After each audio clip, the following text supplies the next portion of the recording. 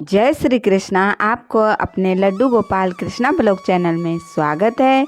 तो चलिए आज हम बात करते हैं कार्तिक माह में तुलसी पूजा और दीपदान कैसे करें।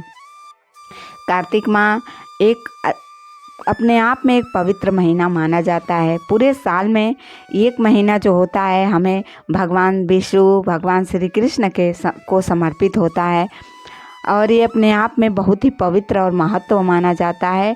इस महीने में हमें भगवान विष्णु की सेवा करनी चाहिए, भगवान श्री कृष्ण की सेवा करनी चाहिए और विधिवत तुलसी मैया की सेवा करनी चाहिए। और हमें ब्रह्म मुहूर्त में उठ जाना चाहिए, यानी कि तारों के छांव में हमें स्नान करना चाहिए, दीपदान करना चाहिए। दीपदान का भी बहुत बड़ा महत्व माना जाता है।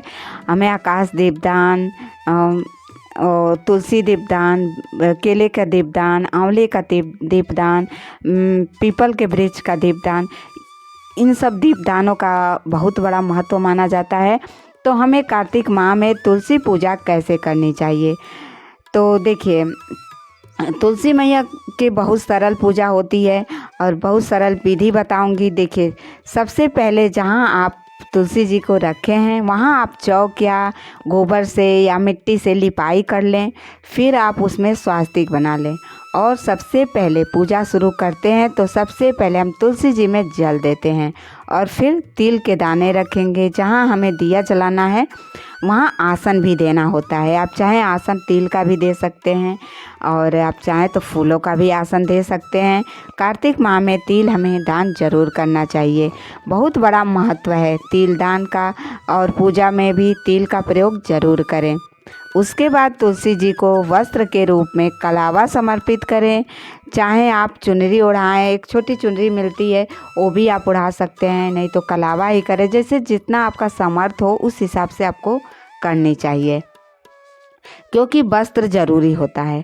रोली और हल्दी का तिलक करेंगे। कार्तिक माह में सुबह और शाम दोनों टाइम पूजा करनी होती है और हमें दीपदान भी करना होता है।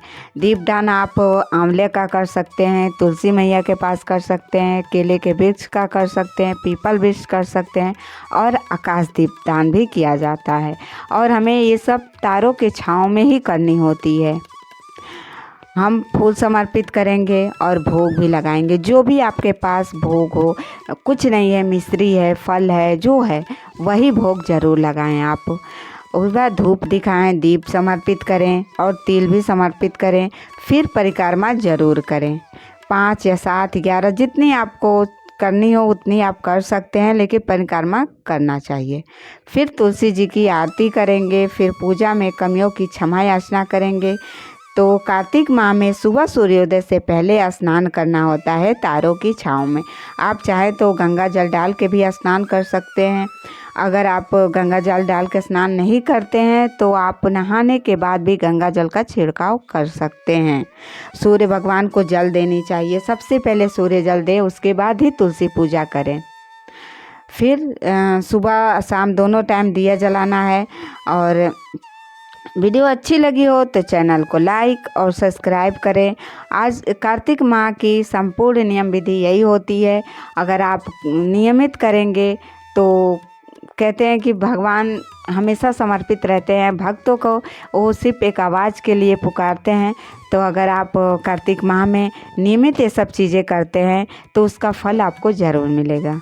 तो वीडियो अच्छी लगी हो तो चैनल को लाइक और सब्सक्राइब करें। जय श्री कृष्णा।